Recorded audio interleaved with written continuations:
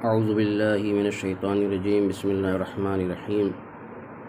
جیسا کہ آپ سبھی حضرات کو معلوم ہے کہ آج آنے والی رات شب قدر کی رات ہے، 23ویں رمضان المبارک کی رات ہے۔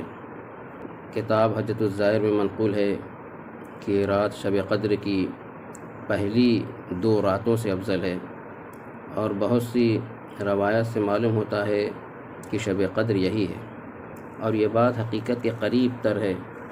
اس رات حکمت الہی کے مطابق کائنات کے تمام امور مقدر ہوتے ہیں، یعنی تقدیر لکھی جاتی ہے۔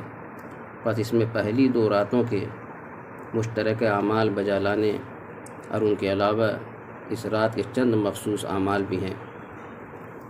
سب سے پہلے غسل ہے، جو مغرب سے پہلے کیا جائے گا، اس نیت سے کہ غسل شب قدر کرتا ہوں یا کرتی ہوں، سنت قربتاً اللہ۔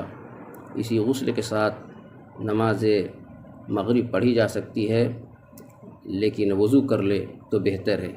حضرت امام جعفر صادق علیہ السلام سے منقول ہے، اس رات ان 2 سوروں کا پڑھنے والا اہل جنت میں سے ہے۔ وہ 2 سورہ کون سے ہیں؟ سورہ عنکبوت اور سورہ روم۔ سورہ عنکبوت 20ویں پارے کے آخر میں ہے، اور اس کے بعد سورہ روم ہے، اور سورہ دخان پڑھے جو 25ویں پارے میں ہے۔ چھٹے امام فرماتے ہیں سورہ عنکبوت اور سورہ روم پڑھنے والا اہل بہشت سے ہوگا۔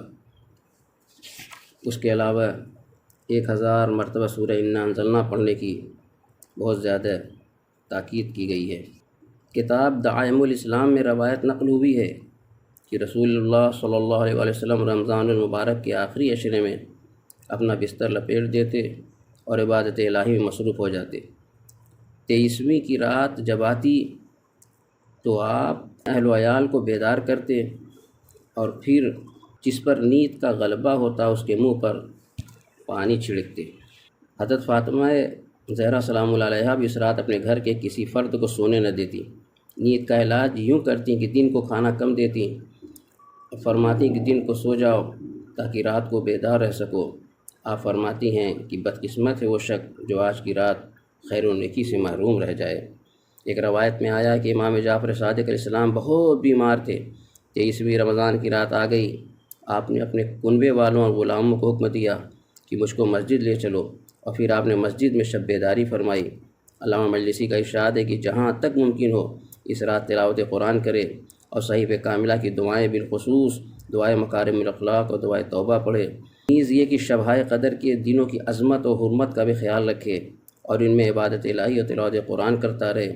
معتبر احادیث میں ہے کہ شب قدر کا دن بھی رات کی طرح عظمت اور فضیلت کا حامل ہے۔ دعا کرتے ہیں رب کریم ہم سب کو اس شب قدر کے اعمال انجام دینے کی توفیق